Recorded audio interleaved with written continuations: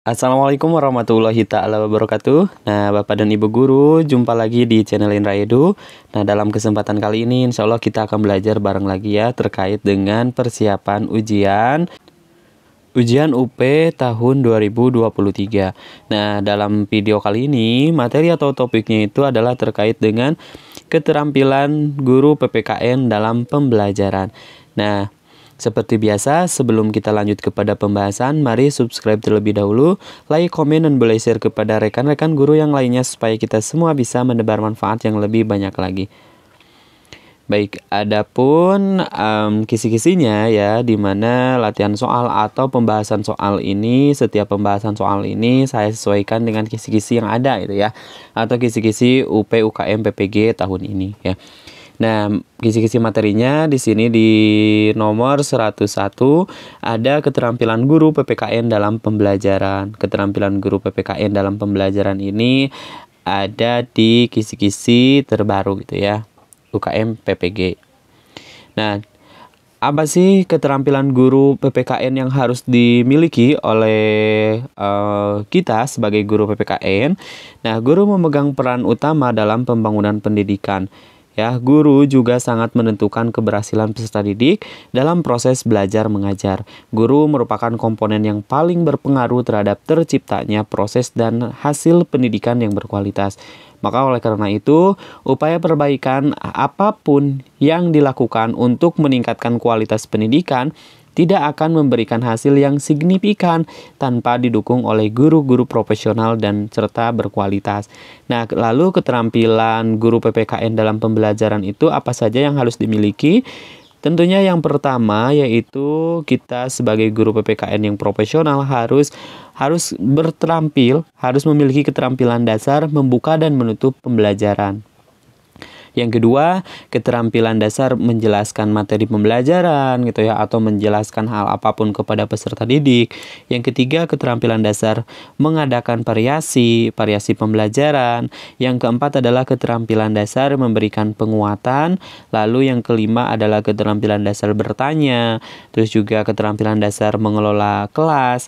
Yang ketujuh adalah keterampilan dasar mengajar perorangan ataupun kelompok kecil. Serta yang berikutnya adalah keterampilan dasar membimbing diskusi kelompok kecil dan lain berikutnya ya, dan lain-lain. Nah, ini adalah beberapa keterampilan yang harus dimiliki oleh seorang guru gitu ya, seperti itu. Baik, langsung saja kita bahas pada soalnya. Yang pertama, guru tidak hanya melakukan pengajaran atau mentransfer ilmu pengetahuan saja, adalah juga dituntut untuk mampu memberi bimbingan, keteladanan, pelatihan pada peserta didik. Maka dengan demikian tugas guru adalah titik-titik A. Motivator, inisiator, dan fasilitator. B. Mendidik, mengajar, dan melatih. C. Membentuk, mengasah, dan memoles. D. Menerima, memproses, dan menghasilkan. E. Mengasah, membentuk, dan menyempurnakan. Jawaban yang tepat adalah yang B. Mendidik, mengajar, dan melatih. Adapun pembahasannya, guru sebagai tenaga edukatif yang berperan menjalankan tugasnya dengan kompetensi dan profesional. Guru tidak hanya melakukan pengajaran atau mentransfer ilmu pengetahuan saja, guru juga dituntut untuk mampu memberikan bimbingan, keteladanan, pelatihan pada peserta didik, dan pengabdian pada masyarakat, serta melakukan tugas-tugas administrasi lainnya. Nah, Usman mengemukakan bahwa tugas guru sebagai profesi adalah sebagai mendidik, mengajar, dan melatih, di mana mendidik ini artinya meneruskan dan mengembangkan nilai-nilai hidup, mengajar artinya mentransfer dan mengembangkan ilmu pengetahuan dan teknologi, sedangkan melatih artinya mengembangkan keterampilan pada diri siswa. Artinya mengembangkan keterampilan pada diri siswa. Kita lanjutkan pada soal berikutnya. Seorang guru PPKN merumuskan indikator pencapaian kompetensi, menyimpulkan pentingnya kerjasama dalam masyarakat di bidang ketertiban dan keamanan. Untuk itu, guru menentukan materi ajar yang tepat, yaitu titik-titik. A. Pelanggaran hukum di kalangan remaja. B. Bentuk-bentuk keragaman sosial budaya.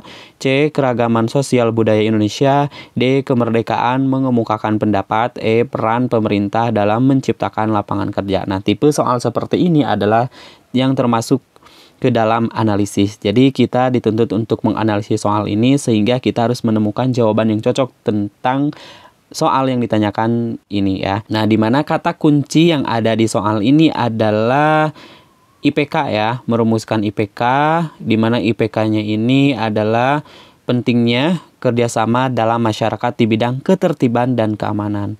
Untuk itu, kira-kira materi ajar yang tepat adalah yang mana? Kalau yang A, pelanggaran hukum di kalangan remaja. Oke, ini adalah berkaitan dengan hukum. Oke, karena yang ditanyakan soal ini adalah tertib dan keamanan, tentunya adalah berkaitan dengan aturan, di mana aturan tersebut adalah berkaitan juga dengan hukum. Oke, simpan dulu yang A. Yang B, bentuk-bentuk keragaman sosial. Oke, ini tidak sesuai ya. Karena yang ditanyakan di soal ini tentunya adalah ketertiban dan keamanan. Yang C, keragaman sosial. Oke, ini masih terkait dengan sosial. Kemerdekaan mengemukakan pendapat. Tidak. Peran pemerintah dalam menciptakan lapangan kerja. Oke, ini berkaitan dengan lapangan kerja. Berarti jawaban yang sesuai adalah yang A. Baik, saya ulas sedikit ya, di mana IPK ini adalah turunan dari kompetensi dasar. Kompetensi dasar. Nah, di RPP setelah kita ada kompetensi dasar, maka turunannya adalah IPK, indikator pencapaian kompetensi. Nah, menyampaikan kompetensi dan rencana kegiatan pembelajaran, guru menyampaikan kompetensi yang akan dicapai dan menyampaikan rencana kegiatan sesuai dengan rencana pelaksanaan pembelajaran RPP berdasarkan standar kompetensi dasar dan tujuan pembelajaran sehingga siswa dapat memahami materi pembelajaran. Adapun penguasaan materi, nah karena ini adalah terkait dengan materi, penguasaan materi ini merupakan kemampuan guru PPKN dalam penguasaan materi pada suatu proses pembelajaran, berpengaruh terhadap tingkat pemahaman siswa untuk memahami materi yang akan diajarkan. Kalau kita lanjutkan pada soal berikutnya. Dalam kegiatan belajar mengajar di kelas, guru harus memilihkan pendekatan pembelajaran yang tepat dalam pengembangan kurikulum 2013. Pendekatan yang tepat tersebut adalah titik-titik. A. Student active learning. B. Teacher active learning. C. Problem based learning. D. Project based learning. E. Scientific approach. Ini yang menjadi kata kunci di soal ini adalah pendekatan pembelajaran ya. Kalau yang A ini adalah pendekatan pembelajaran yang berpusat pada siswa. Yang A ini adalah pendekatan pembelajaran yang berpusat pada siswa. Yang B ini adalah berpusat dari guru. Yang C sama yang D ini merupakan model pembelajaran ya, model pembelajaran berbasis masalah. Problem based learning ini adalah berbasis masalah. Yang D ini project based learning ini adalah berbasis project. Ini adalah pendekatan ilmiah ya, pendekatan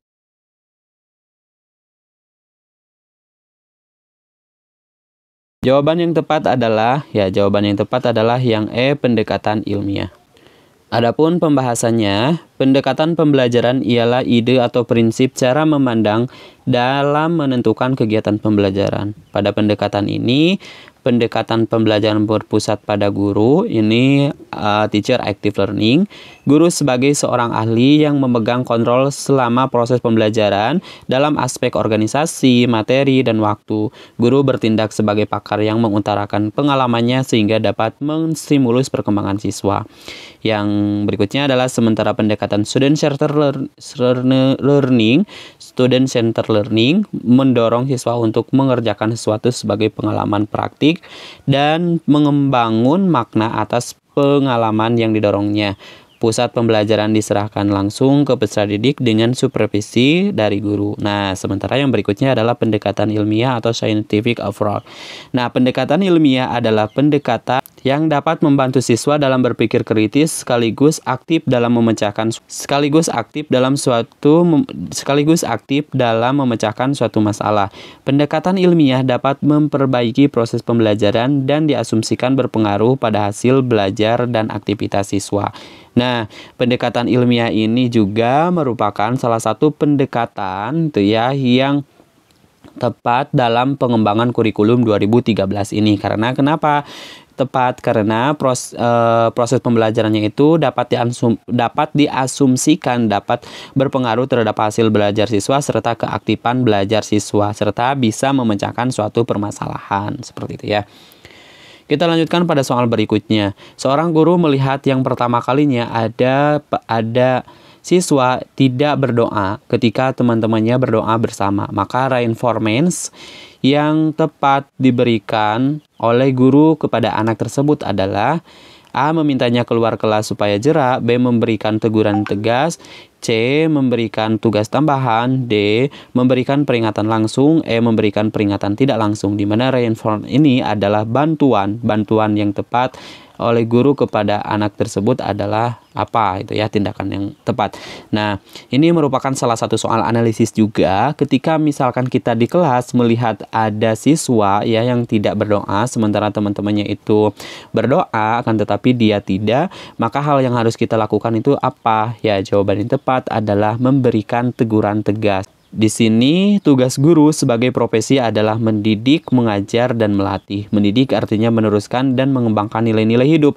Nah, berdoa itu merupakan salah satu bagian dari proses mendidik atau proses mengembangkan nilai-nilai hidup. Memberikan teguran dengan tegas di sini artinya kita mendidik anak tersebut supaya pada saat waktunya berdoa, maka dia pun harus ikut berdoa bersama-sama dengan temannya meskipun berbeda agama gitu ya, seperti itu. Dan proses memberikan teguran tersebut itu merupakan proses dari peran kita atau tugas kita dari mendidik, seperti itu. Soal berikutnya ya, pelaksanaan penilaian hasil belajar merupakan bagian yang tidak terpisahkan dari kegiatan pembelajaran PPKN. Untuk itu, menuntun siswa berpikir lebih kreatif dalam menyelesaikan soal-soal. Maka guru harus menyusun instrumen soal pada kategori A. Low order thinking skill, B. Medium order thinking skill, C. High order thinking skill, D. Cognitive kategori, E. Psikomotor skill.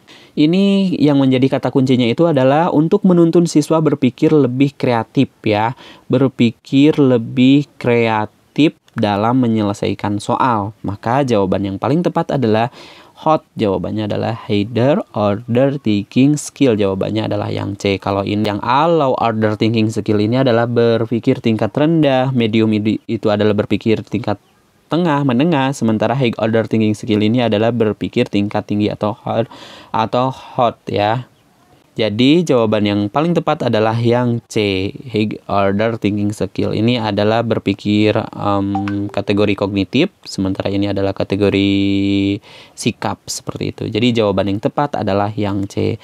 Baik, untuk pembahasannya dicukupkan sampai di sini terlebih dahulu. Insya Allah nanti kita lanjutkan pada video-video berikutnya. Kami akhiri. Assalamualaikum warahmatullahi wabarakatuh.